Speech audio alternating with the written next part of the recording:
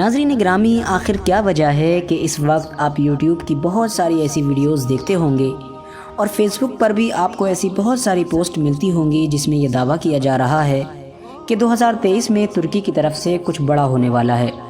لہٰذا آخر کیا وجہ ہے کہ 2023 کا اتنا چرچا ہے، 2023 میں ترکی کیا کرنے والا ہے، اور 2023 سے تمام بڑے بڑے اسلامی دشمن ملک جو اندرونی طور پر اسلام سے دشمنی رکھتے ہیں، بغض رکھتے ہیں، وہ 2023 سے کیوں خوفزدہ ہیں، کیوں اتنا ڈر رہے ہیں، اور کیا وجہ ہے کہ ترکی کے جو صدر ہیں یعنی president of Turkey Recep Tayyip Erdogan, وہ اکثر اپنی تقریروں میں کہا کرتے ہیں کہ 2023 کے بعد ترکی پہلا جیسا نہیں رہے گا۔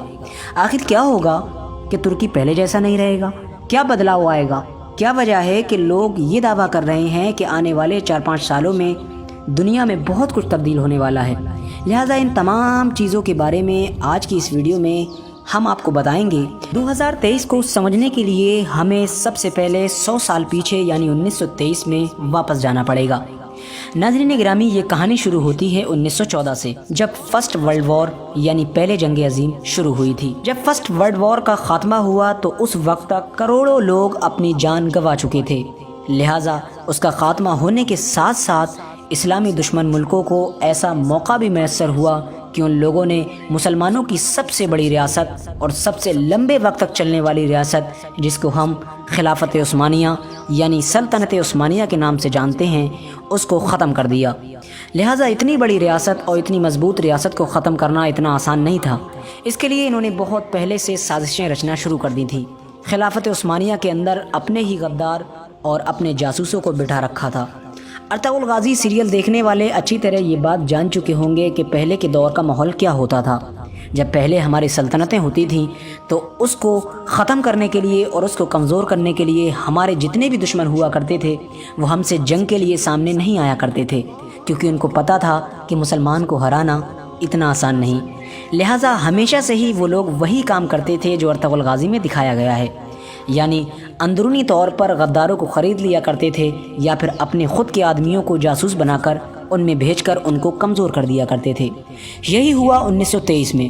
1923 میں ترکی کے ہی لوگوں نے غداریاں کی اور ان کے جو نام نہاد جاسوس بھرے ہوئے تھے عیسائی اور یہودیوں لوگوں کے، ان لوگوں نے بھی اپنی چال بازی جاری رکھی، جس کی وجہ سے 1923 میں خلافت عثمانیہ کمزور ہوئی اور نتیجتاً ان لوگوں کو وہ موقع مل ہی گیا جس کا ان کو برسوں سے انتظار تھا۔ لہٰذا ان لوگوں نے ترکی کے کمزور ہونے پر اس کے سامنے یہ شرط رکھ دی کہ اگر ترکی اپنی سلامتی چاہتا ہے تو ہم جو کہتے ہیں اسے ماننے کے لیے تیار ہو جائے۔ لہٰذا ترکی کے پاس بھی سوائے سر جھکانے کے علاوہ کوئی چارہ نہیں تھا۔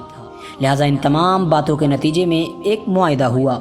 اس معاہدے کو لوزان کے نام سے بھی جانا جاتا ہے۔ اس معاہدے میں وہ شرطیں رکھی گئیں جن شرطوں نے ترکی کو پوری طریقے سے کمزور کر دیا اور آنے والے سینکڑوں سالوں تک کے لیے تباہ کر دیا۔ لہٰذا اگر ہم دوسرے لفظوں میں کہیں تو اسلامی تمام دشمن ملکوں نے ترکی کو اس معاہدے کے ذریعے سے، ان تمام شرطوں کے ذریعے سے پورے 100 سالوں کے لیے ایک کونے میں باندھ کر پھینک دیا۔ لہٰذا اب ترکی جو پہلے طاقتور ہوا کرتا تھا اب ایسا ملک بن چکا تھا جو کچھ بھی نہیں کر سکتا تھا سوائے لاچاری کے۔ اس معاہدے میں جو شرطیں رکھی گئی تھیں ان میں سے کچھ کا ہم آپ کے سامنے ذکر کرتے ہیں۔ اس شرطوں میں سب سے پہلی شرط یہ تھی کہ جو خلافت تھی یعنی خلافت عثمانیہ، اس کو ختم کر دیا گیا۔ اس کی جگہ پر ترکی کو ایک سیکولر ترکی قرار دے دیا گیا، یعنی وہ ایک سیکولر دیش بن کر رہ گیا۔ جتنے بھی خلافت عثمانیہ میں تمام دیش آیا کرتے تھے، جیسا کہ سعودی عرب، لبنان اور اسی طرح کا مصر، آس پاس کی جتنی کنٹریز تھیں، سب کو آزاد کر دیا گیا، سب نے اپنا اپنا ملک الگ بسا لیا۔ لہٰذا اس کی وجہ سے ترکی کی خلافت عثمانیہ پوری طرح سے ختم ہو گئی۔ ترکی کی خلافت عثمانیہ کے جو آخری سلطان تھے ان کو ان کے پورے خاندان کے ساتھ ملک سے باہر نکال دیا گیا تاکہ یہ لوگوں کے ساتھ مل کر دوبارہ ہمارے خلاف بغاوت نہ کر دیں۔ لہٰذا ان کو باہر نکالنے کے بعد کچھ اور شرطیں لگائی گئیں، جن شرطوں میں سے کچھ شرطیں اس طرح ہیں۔ پوری دنیا جانتی ہے کہ ترکی کی زمین میں بہت زیادہ تیل ہے جو اس کو مالی طور پر بہت زیادہ مضبوط کر سکتا ہے، جیسا کہ آج دبئی، سعودی عربیہ، اس طرح کی جتنی کنٹریز ہیں جو تیل کے دم پر بہت زیادہ امیر ہو چکی ہیں، ترکی بھی تیل کی مدد سے بہت اوپر جا سکتا تھا۔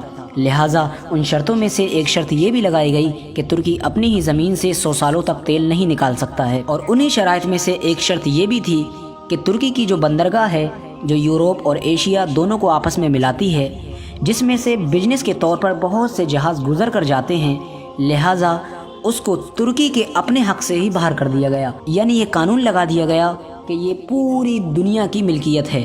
اب ترکی 100 سالوں تک اس بندرگاہ سے گزرنے والے جہازوں سے کوئی بھی ٹیکس وصول نہیں کر پائے گا۔ لہٰذا اس طرح کے بہت سے برے شرائط جو ترکی کے خلاف لگائے گئے تھے اور جس کے ذریعے سے ترکی کو کمزور کرنے کی کوشش کی گئی تھی، وہ اب 2023 میں کمپلیٹ ہونے جا رہے ہیں۔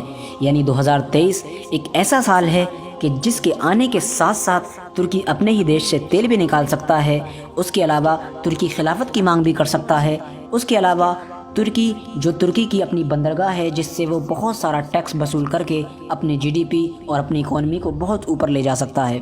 لہٰذا 2023 میں کیا موڑ آنے والا ہے، اس کا اندازہ صرف ہم اس بات سے لگا سکتے ہیں کہ ترکی کے جو صدر ہیں رجب طیب اردوغان، وہ اپنی تقریروں میں اکثر کہتے رہتے ہیں کہ 2023 کے بعد ترکی پہلے جیسا ترکی نہیں رہے گا، بلکہ ترکی ایسا ترکی بنے گا جو اپنی تاریخ میں پہلے کبھی ہوا کرتا تھا۔